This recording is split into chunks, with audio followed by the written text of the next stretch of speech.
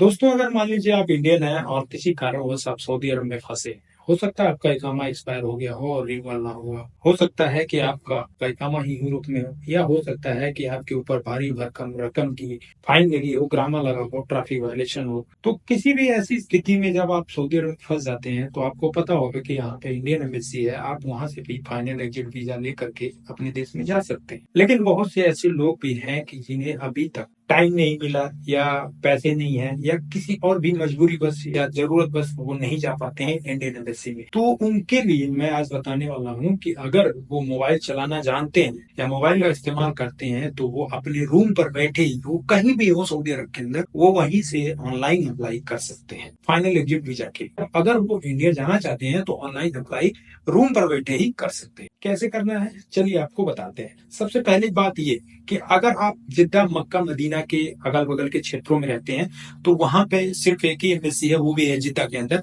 आपको वहां पे जाकर के ऑनलाइन या ऑफलाइन वहीं से अप्लाई करना होगा। और अगर आप सऊदी अरब के अन्य शहर में हैं तो उन सभी के लिए रियाद में मौजूद है इंडियन एम्बेसी। आपको रियाद से अप्लाई करना होगा। लेकिन मैं आपको बताऊंगा ऑनलाइन तरीका, ताकि आपके पास समय ना हो, पैसा ना हो, या किसी मजबूरी वश अगर आप नहीं जा पा रहे हैं तो आप अपने रूम पर बैठे ही, अपने कमरे पर बैठे ही आप ऑनलाइन अप्लाई कर दीजिए। आपको हेल्प इंडियन एम्बेसी कर देगी और आप आराम से अपने देश में जा सकते हैं। अब अपनी फाइनल एग्जिट वीजा के आवेदन के लिए सबसे पहले आप हमारे स्क्रीन पर देख रहे इस लिंक को अपने गूगल क्रोम ब्राउजर में टाइप करिए, या हमारे डिस्क्रिप्शन में से आप कॉपी करके अपने गूगल क्रोम में पेस्ट करके इसको ओपन करेंगे। सबसे पहले आपको यहाँ पे पासपोर्ट नंबर देना होगा, और पासपोर्ट नंबर के बाद आपके सामने कुछ डेटा डिटेल्स खुलेंगे जिसे आपको पढ़ लेना है अच्छी तरह से, और उसके बाद आगे की तरफ प्रोसेस कर देना है। ये होता है पहला स्टेप। अब दूसरे स्टेप पर चलते हैं। दूसरे स्टेप में आपको अपनी पर्सनल डिटेल डालनी है। पर्सनल डिटेल में पहले अपना नाम, अगर आप इंग्लिश में लिख रहे हैं तो अपने पासपोर्ट के हिसाब से लिखिए, और अगर आप अरबी में लिख रहे हैं तो आप अपने इकामे के अनुसार लिखिए। और उसके बाद आपको सऊदी का नंबर, और सऊदी का व्हाट्सएप नंबर, और इंडिया का मोबाइल नंबर, और उसके बाद मेल, व्हाट्सएप, और उसके बाद एक ईमेल, और उसके बाद आप जहाँ पे काम कर रहे हैं उस जगह का नाम। अब चलते हैं तीसरे स्टेप में। तीसरे स्टेप में आपको अपनी पासपोर्ट की डिटेल देनी होगी।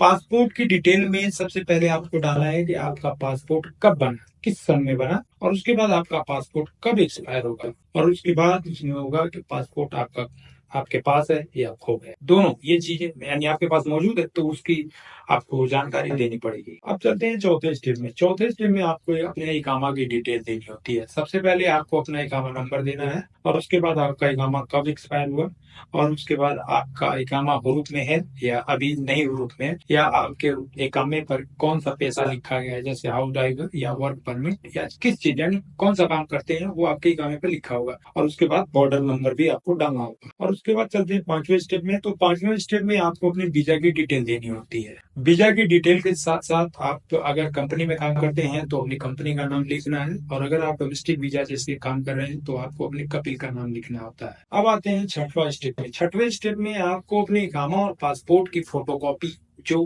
500 केबी से ज्यादा नहीं होनी चाहिए, उसकी साइज 500 केबी से ज्यादा नहीं होनी चाहिए और बिल्कुल क्लियर होनी चाहिए, वो आपको जो है अपलोड करना है। अगर हो सके तो आप एक डिजिटल अफसर के माध्यम से अपना इकामा निकालिए और वो वहां पर आपको अपलोड करिए, वो बेस्ट होगा। उसके बाद अपना इकामा और पासपोर्ट अपलोड करने के बाद आप सबमिट की बटन पर क्लिक कर दीजिए। सबमिट की बटन पर क्लिक करने के बाद आपके स्क्रीन पर दिखा होगा कि आपका आवेदन सफलतापूर्वक जमा कर लिया गया है। और अगर ये नहीं दिखता है तो आप अपना 1 से लेकर के 6 तक जो स्टेप आपने भरा, जो आपने डिटेल डाली है, उसको चेक करिए, एडिट करके उसको चेक करिए।